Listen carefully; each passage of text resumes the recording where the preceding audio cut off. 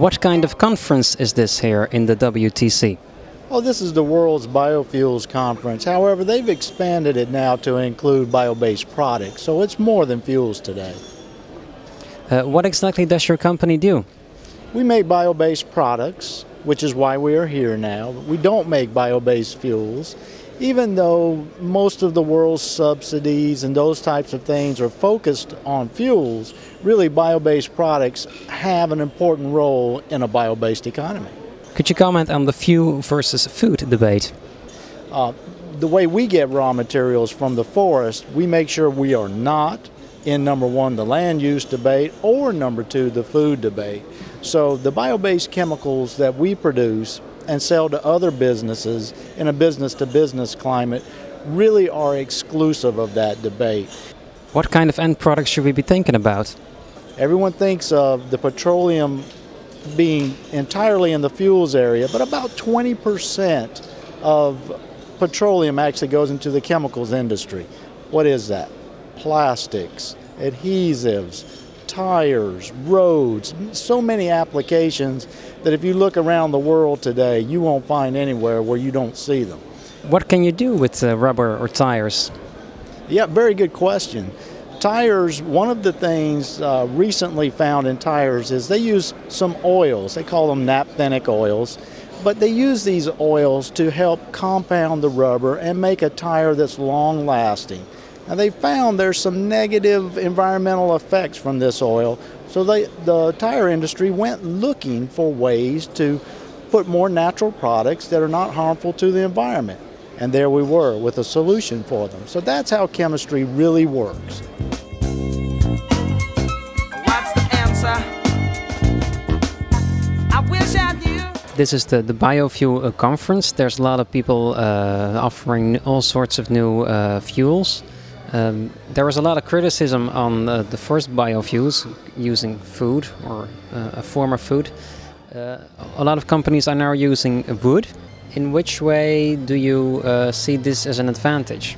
Because wood can still be chopped off in the rainforest, and is that a good alternative? Well, you must remember that in developing countries, for instance in Africa, in the continent of Africa, less than 10% of the farmland is in production, and less than 10% of that 10% is actually in annual production of crops. So the ratio of land to population is huge. In Europe, for instance, you could definitely say there is a food and fuel consideration, because we utilise all of our land. For instance, in the UK we produce about 70% of our food, and we still import certain types of food. But in these countries, the use of biofuels and bioenergy boosts their agriculture. They need, if you think about it, these countries have a population, 80–90% of the population are rural, are farmers. Some of these countries are spending 80% of their gross domestic product on buying in mineral oils to provide them with energy. If they can provide their own, they can drive their economies, they can drive the economic development. The people who live in the countryside can earn livings. They don't migrate into urban areas, causing all sorts of problems there and all sorts of difficulties, in that there is a desertion of the land and there aren't the people then there to work it.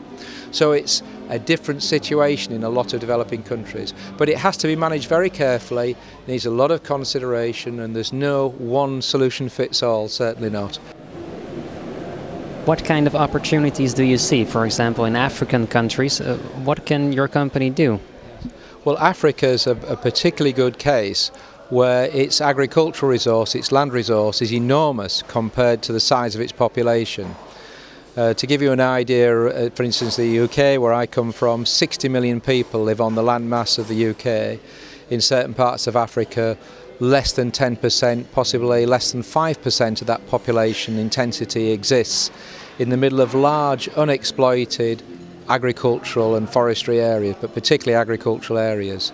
So there's the opportunity for Africans to build a bioeconomy, to not only create energy from crops, but to create building materials, all sorts of everyday objects that we take for granted that are made out of mineral oils. They can base their economies on these biomaterials.